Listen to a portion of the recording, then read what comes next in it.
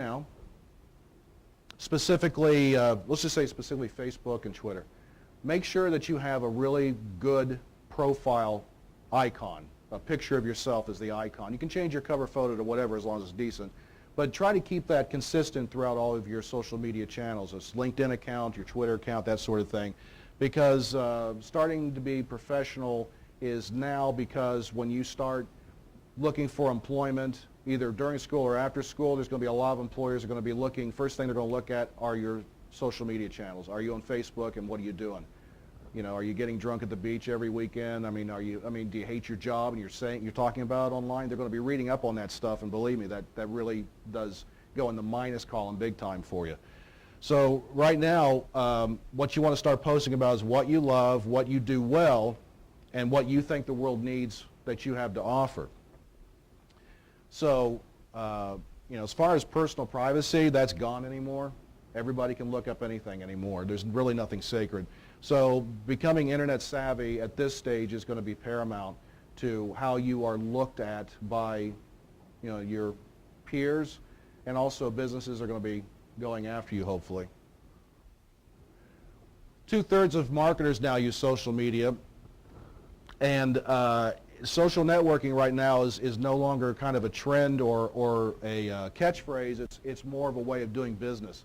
There are billions of dollars that major companies are putting into their social media profiles now, and experts all the time. Did I lose my? There we go. There we go. So basically, what that tells you is that if multi-billion-dollar companies are interested in social media, you should be interested as well. All right, step one, as I mentioned earlier, is use a professional photo of yourself and use it consistently on all your online profiles. So, you know, a photo of yourself makes you more approachable to people who want to follow what you're talking about or employ you and that sort of thing. Again, if you have like I say, if you have a company page or an account, logos are good. I use my logo for mine because I'm kind of established, the little MWD logo. But if you do have a company, make sure that it's sized and really clear. That's something else I want to enforce. If you have a friend who's a graphic designer or a webmaster, or because if you're not really into it or understand it, get them to kind of help you, because clarity and conciseness and professionalism speaks volumes to people that are looking at your site all the time. Use established social media sites. So, you know, there's all, like I said, there's Quora, there's all kinds of RSS feeds and blog stuff like that. But, you know, don't forget Yahoo and Google and local business directories. Don't forget Yelp. Don't forget Foursquare. You know, don't forget those sorts of channels, because, you know, while they may be location games and apps, they are vital to speaking about, again, what you're passionate about, what you do well, who you are, et cetera, et cetera. It all is cross-referenced to your channels so that it builds website profile and also propagates your ranking with the Google search engines. So the more channels you have and the more consistency between those channels you have, the greater visual impact you're going to have. Sharpen your resume and experience and be consistent. So this is something else that a lot of people, and I see this all the time with businesses I work with, they don't have a really polished mission statement or bio about who they are or who their company is.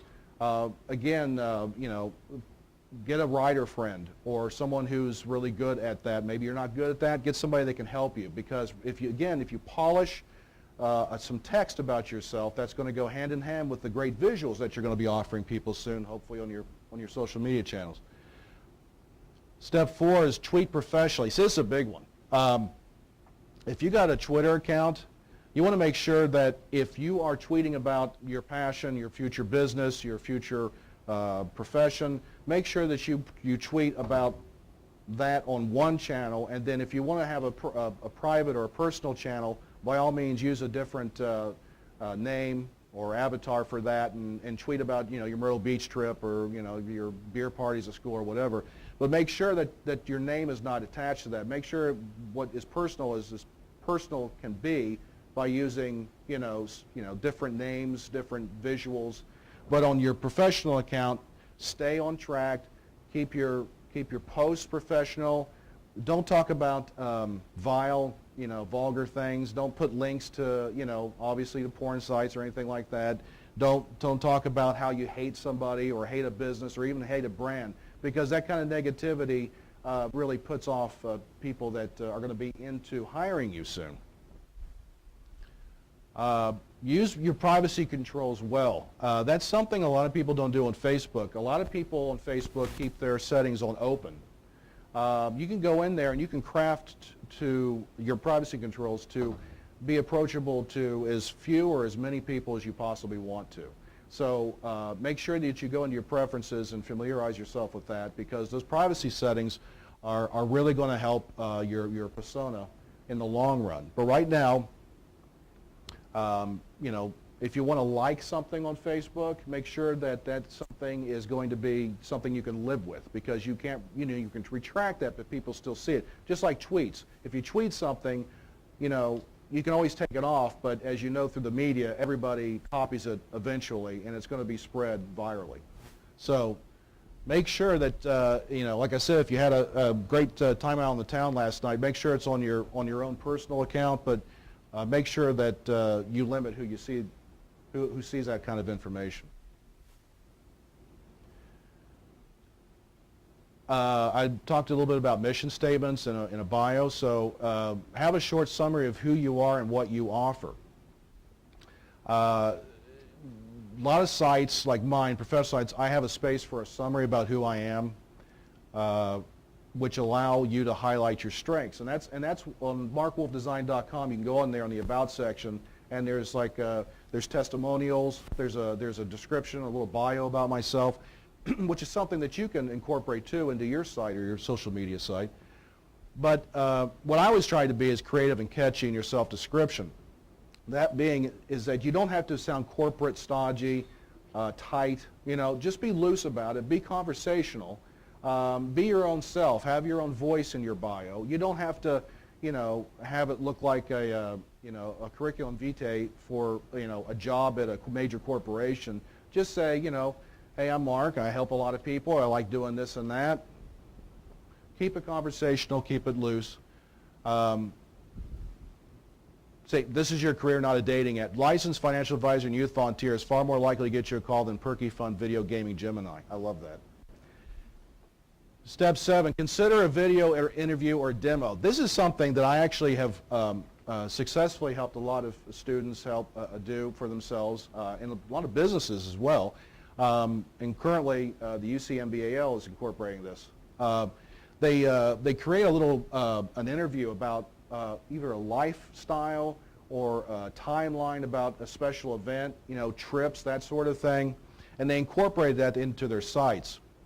So instead of static information or just, still photographs and some words on a page, a video will actually give you people a greater impression about who you are through the way you speak, the way you look, the way you move, that sort of thing. But videos also are very good targets for Google searches as well. They propagate very well. So videos are also, quite frankly, let's face it, more interesting than just reading a body of text. Okay, step 8. You want to offer information that you would want to receive as well. When building and reviewing your online profiles, remember to think like your potential client or customer. Is your contact information readily accessible? Did you include a link to your website or address of your location? This is a pet peeve I have right here. Did you include a link to your website or address of your location? I've seen a lot of really nicely made sites and a lot of nice social media profiles, and no one who puts links embedded in their text body or even a website link. It drives me nuts. I mean, it's like, okay, so I'm all ready to hear about, Amy Williams' wellness. She's got me all jazzed out about what she wants me to do for myself, how to improve my life. Great, I'm ready to take the next step. Now I got to Google her name because there's no website address. That's just an example. So you really want to make sure that that information is on there. And also make sure that those links are updated. A lot of times people leave a lot of old information links, articles specifically, like if you have an article about yourself or through a school activity or something you've done in your own personal time, Media sites often take those links down after a while, so make sure that those links are always going to go to the right place and not a 404 page, which is basically a page that can't be found. The bonus step is to be authentic. The one thing that you do not want to do is act like somebody that you're not, because you're going to be immediately found out one way or the other, either online or in person. If you're one way online, people are going to find out when they meet you. They're going to go, oh, it's nice to meet you. Who's the person I saw on your social? People are going to know that you're faking it, and people hate fakes. So what I do on my social media sites is I try to be as much myself as humanly possible, without some of the more colloquialisms and vulgarities, et cetera, that are the charms of me. But when they see my sites, they kind of go, okay, I get it. This is the guy likes science fiction, he likes Doctor Who, he likes motorcycles, he rides a Harley, blah, blah, blah. Okay, that's all expressed on my social media channels, and so all those passions should be expressed in your social media channels as well.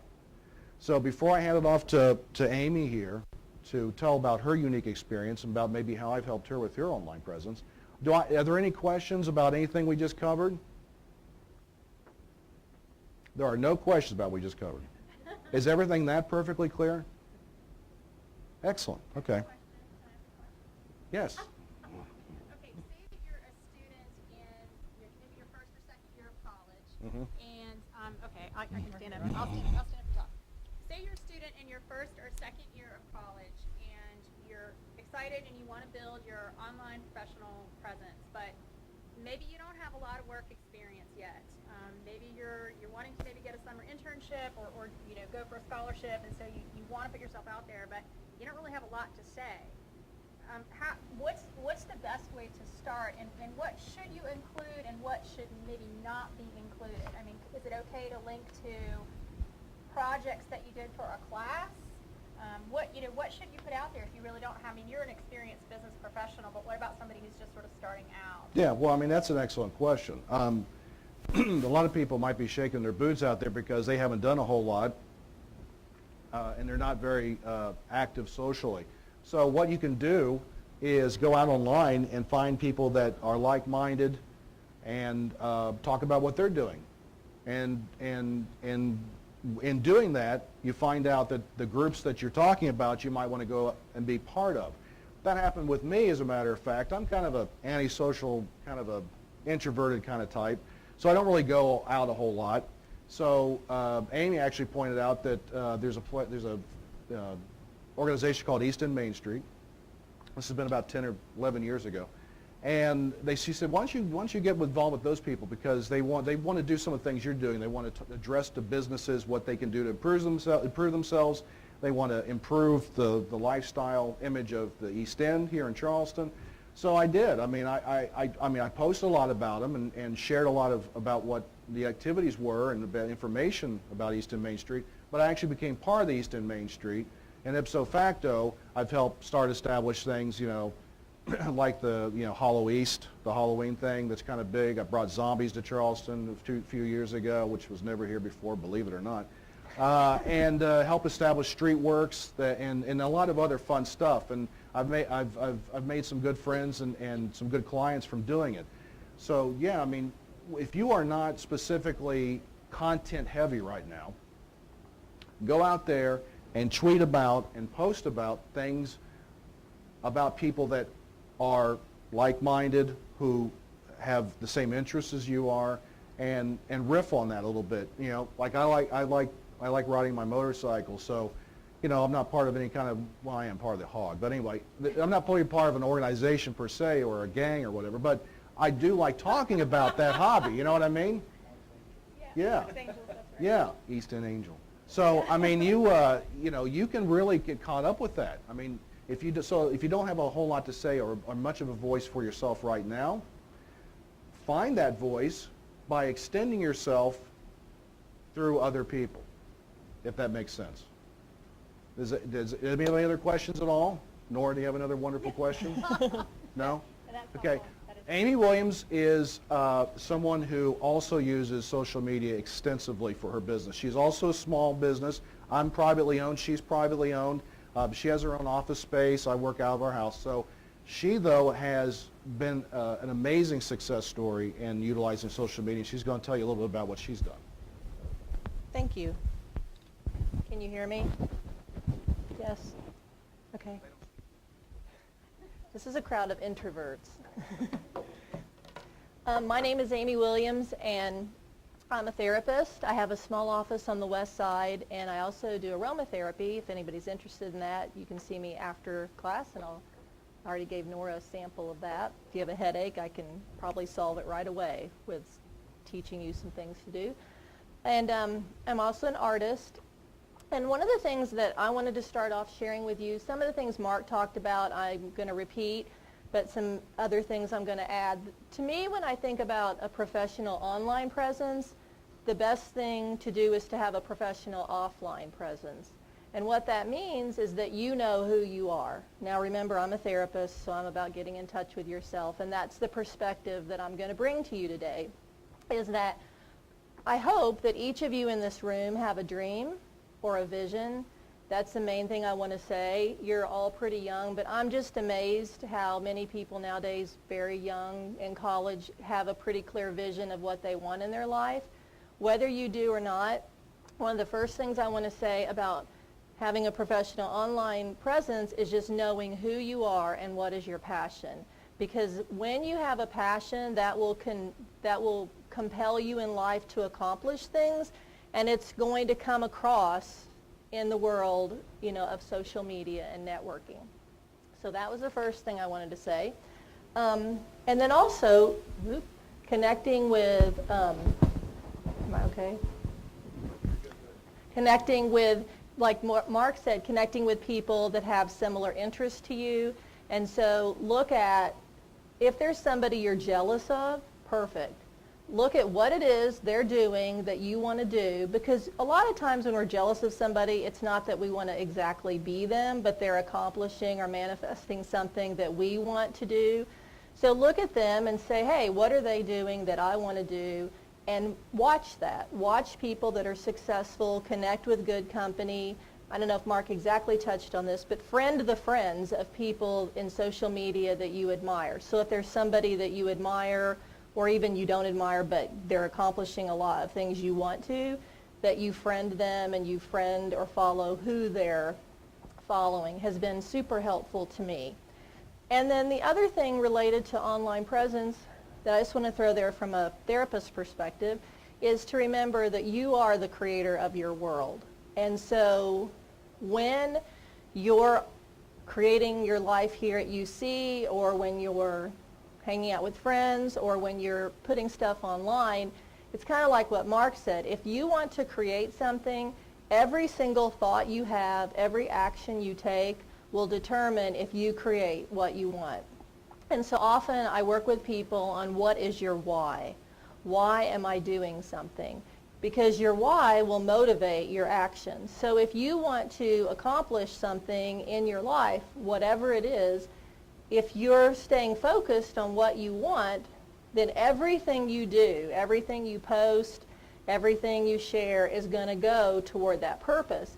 And I'm in wellness. Sometimes I actually get jealous of people who post online they're sick all the time. Okay, now you'd think, well, like, that's weird. Why is she jealous of people who are complaining? I'm like, gee, I wish I could complain.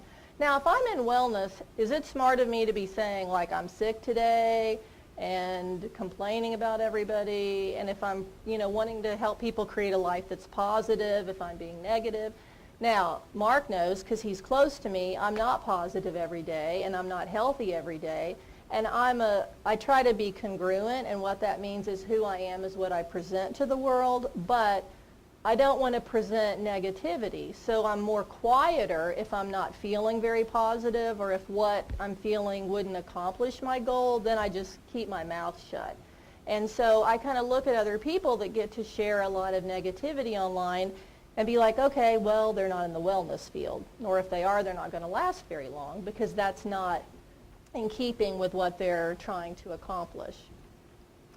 So what I wanted to share too about an online presence is just the importance of beginning. I made a list. I'm actually surprised. I started out on MySpace. I've been on Facebook, Twitter, LinkedIn, Instagram, Pinterest. I blog. I have a YouTube channel and a website. And what I would say is the importance of just starting somewhere and staying consistent with that and adding. And because I am a therapist, so I see people in counseling, and I'm an aromatherapist, so I teach people about essential oils and plant-based medicine, and I also have a project I'll tell you about in a minute that's related to art. What I do, because I need to make a living, is I will balance my post with free information, with information that services I charge for. Because if I'm constantly posting about what I'm doing free, then I can't eat, which is important. Right? But if I'm constantly telling people like, oh, buy this from me, buy that from me, then that turns people off because it's like you're begging all the time.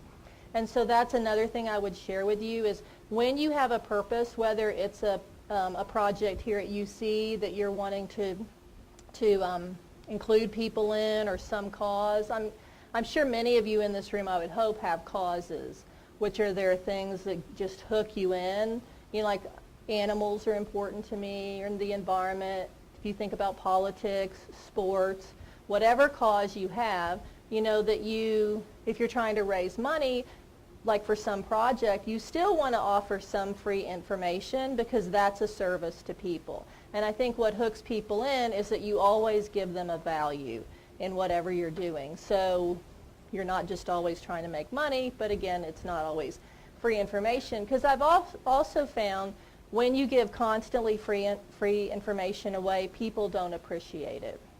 And so if you have to pay for something, you're going to be more likely to value that, even if it's a little bit. So everybody in here is going to have to pay $5. Just kidding. Maybe 10. And so one of the other projects I wanted to talk to you about, so I use social media. I have, in the last year, developed more of a website. I also was accepted into a program called the GROW program with Charleston Area Alliance, which is a really cool program to help new entrepreneurs. So I already had been a therapist for a while, and who I was working with wasn't suiting me.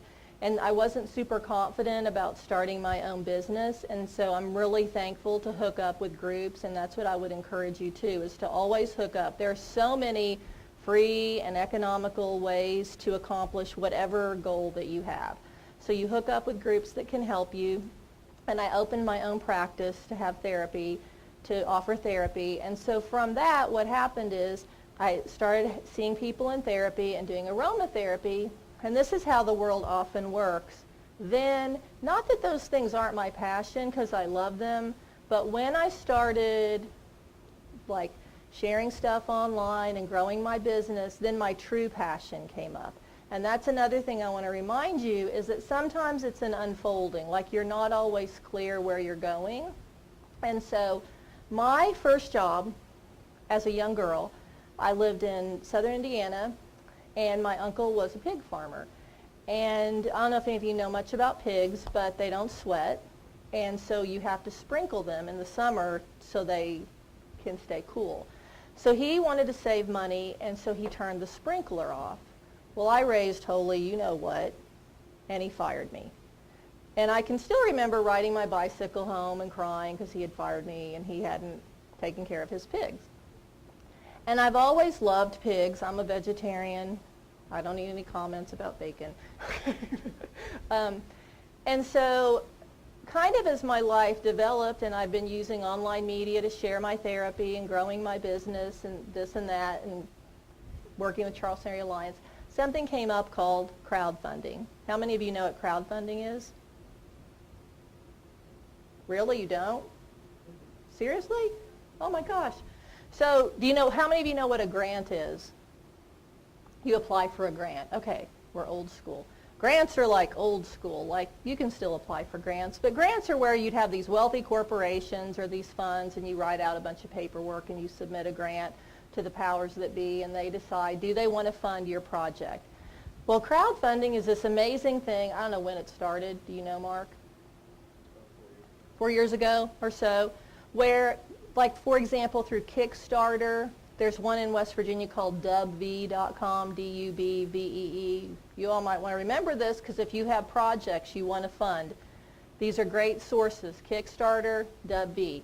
So they're online platforms to create funding for your passion. So many artists, movie producers, musicians, poets, all kinds of people take their vision and they put it on a public platform and they ask the public to fund it. Now the one that I did last year was dubvee.com, so that was a West Virginia platform, so largely West Virginians funded it. But Kickstarter is known around the world. So let's just say you want to make a film about the water problem in Charleston. You can put that, what you want to do on Kickstarter, and then they'll ask you to create rewards. So if people give you money, what are they going to get for funding your project? So if they give you $50, what do they get? If they give you $100, what do they get? And you set a goal. And with crowdfunding, you can, like I could pick that if I didn't reach my goal, I could keep whatever I raised, but I'd only get to keep like 95%. Or if I met my goal 100%, I could keep like 97%, for example. So I decided to go all or nothing. And I was going to meet my goal, which was $8,000 in 1 month, to start the Wanda Petunia Sewing Collective, which is about pigs. Okay, so I tie back to, I've always loved pigs. So many years ago, I think when Al Gore was vice president, I don't know what year that was, the name Wanda Petunia came into my head. That's it, the name Wanda Petunia. I didn't know what to do with that. Like, that's an interesting name. And then a few years later, I wrote, have any of you heard of zines? We need to educate this crowd. Zines are very popular. I don't know when they started, the 80s, band zines, where fans of bands or different cultures, if you see in Portland, Seattle, they'll make handmade zines of causes that they love. And so I did a story called Love Catches Up with Wanda Petunia. And Wanda Petunia was a pig who was in love with a wonderful man who said he loved her too. Then she saw him kissing an old sow. And so it's her story of emotions and love and betrayal, and it started out as a 4-part zine. Now, because I'm kind of impatient, I did them by hand and published them myself. The second story I did, I actually used Twitter, which is interesting. I took, that one is Wanda Petunia Heart's Love. That's a story of Wanda Petunia is a pig, and everybody has a true love for Valentine's Day but Wanda Petunia. And so Valentine's Day is approaching, and will she find true love? So what I did the first time I published that story is every day on Twitter I did a sentence. So like day 1 would be 1 sentence, day 2. So the 2 weeks before Valentine's Day, it was like a Twitter story online. So I used that. That story now is an ebook on my website.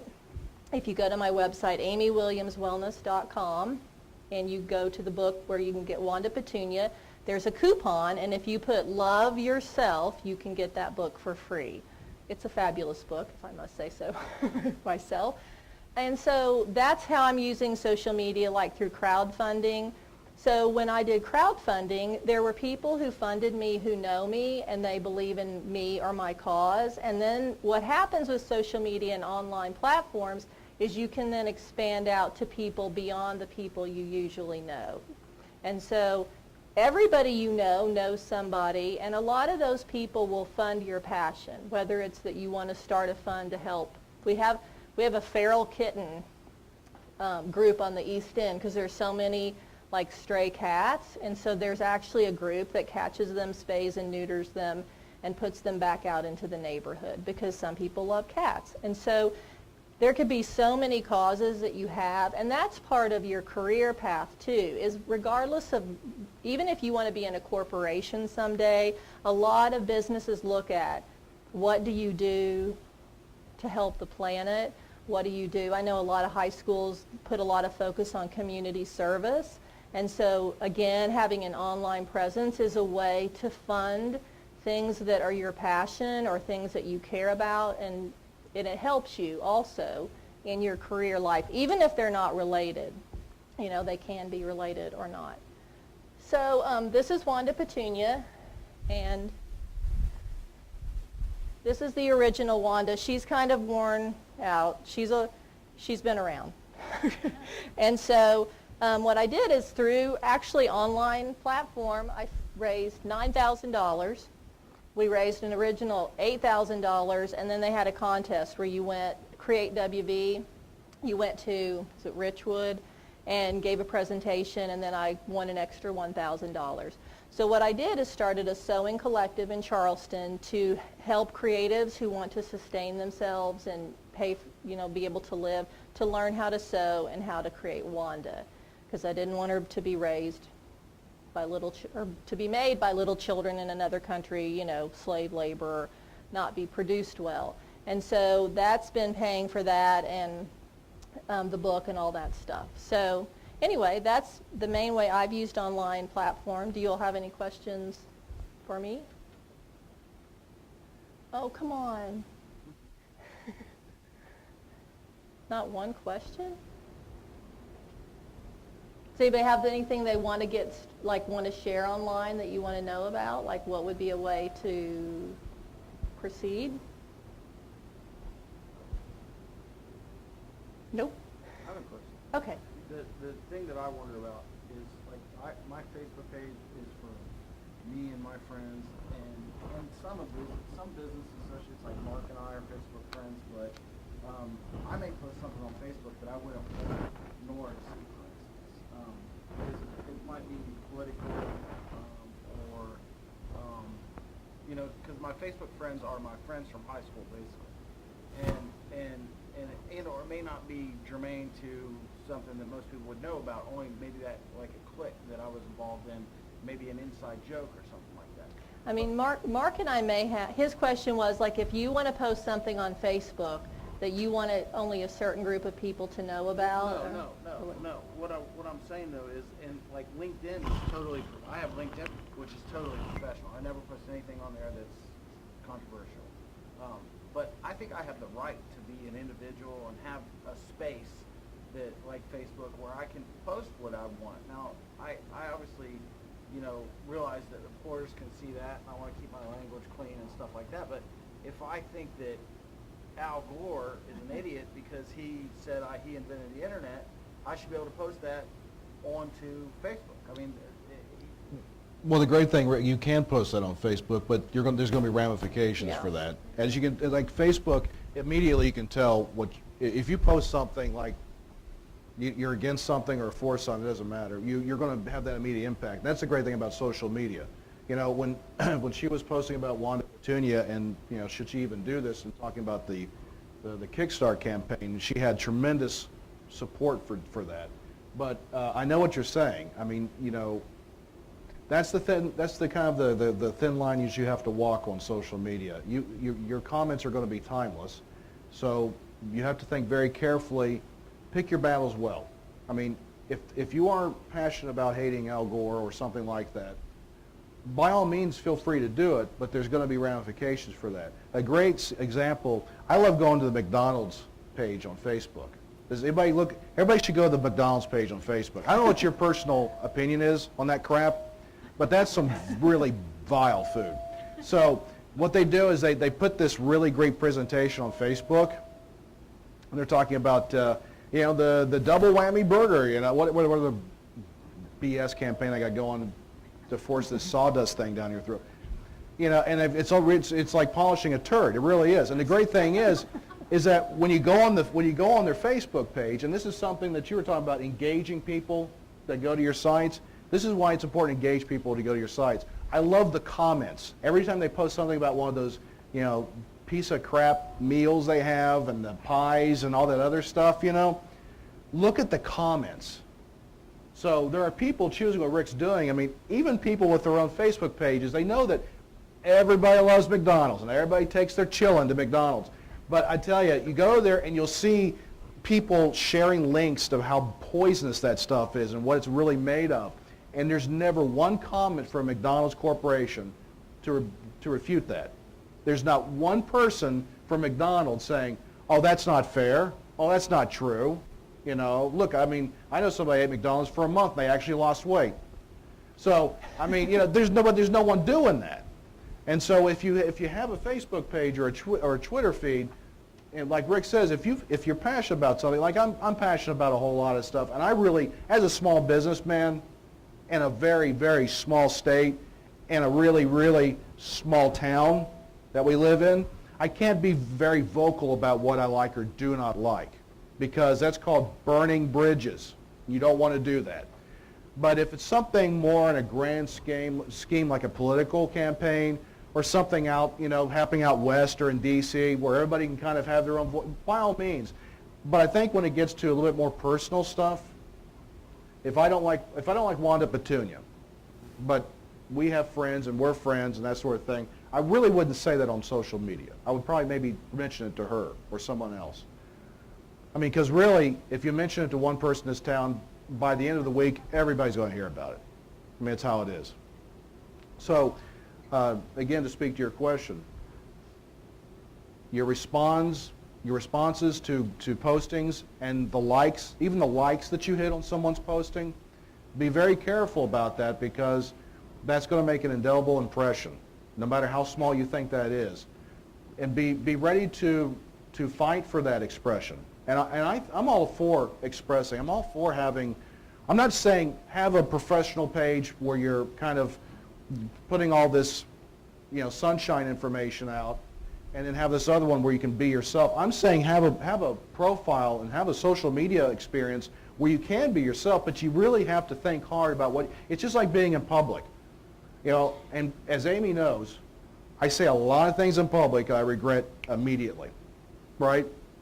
So, it's that way online as well. So if you go up to somebody in person and you say something, make sure that that's something you're comfortable about talking online about. Because in person, it may not be as permanent as it is online. It really is online with the sharing and the liking and the, that sort of thing. It goes on and on and on and on and on. It builds momentum that sometimes that spins out of control. So if you have a page, like you do, you have a personal page, and you do have your high school friends, and you do have people like Nora and other people you work with, and I've worked with you, and we see posts, I think it behooves us as the viewer to kind of look back and say, how do I want to respond to that? Do I want to talk to him personally, or do I want to post something?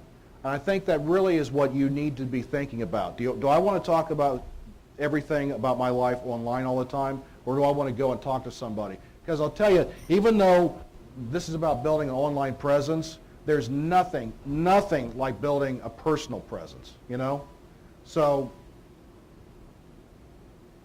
and the people are leaving the room. I just was going to say, too, kind of related to that, is to go back to what is your purpose. You can have private Facebook page groups, too, where people are invited. So there's also something where if there's people from high school you want to chit-chat with, you can have private groups. I always think, the word I think about is discretion. And so, for example, when I created Wanda Petunia, that came from my creative self. So the idea came and the story came, and then from the zine, then came the idea to do a doll. And I've made dolls that I've sold here in Columbus, and they're very labor intensive, and I'm like, I can't make enough Wandas to keep up. So then the idea came to start a sewing collective. And then the idea came that I could help employ people who are creative by doing that. And so all along underneath that was my original thing of I was fired over pigs, right? Because I love animals. And so that, some of you may be like, oh, she's loopy, that's weird.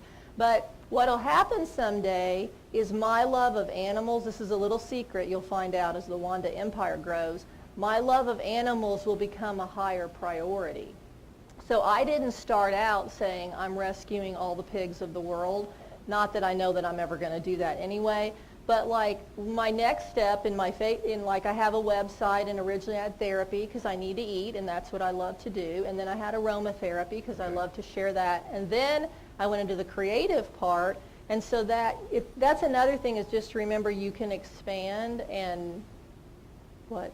Right. Yeah, and just to be discreet, like what is your purpose, because if you always go back to what is the purpose of sharing something, and if you can handle the consequences of that, then that's fine. And so if I started out like I didn't want anybody to eat bacon, I don't know that I would have raised $8,000. right? But if I started out with a story, one of the petunias about loving yourself and about sharing that, then people buy into that. It goes and about that what I helps. said earlier, who you are. I mean, it's what you love, what you do well, and what the world needs. And that kind of sums up everything about what we're talking about, whether it be personal relationships, online relationships. It's really what it should be about when you're talking about an online professional presence. So I think we have about a minute. So if there's really no comments or questions or anything like that, if you do have comments and questions, for the love of God, will you post on my wall or something? At Mark Wolfe on Twitter, will you tweet about this and, maybe tell people what you think? That would be great, and how I think. We have business cards. You can find us online. And Yeah. I just hope that, something that we shared, if even just one or two things help you in your life and your journey, then our mission is accomplished. So just even one or two things is good to think about that I can use in accomplishing what I want. Okay, well, thank you, University of Charleston. Thank you all for coming.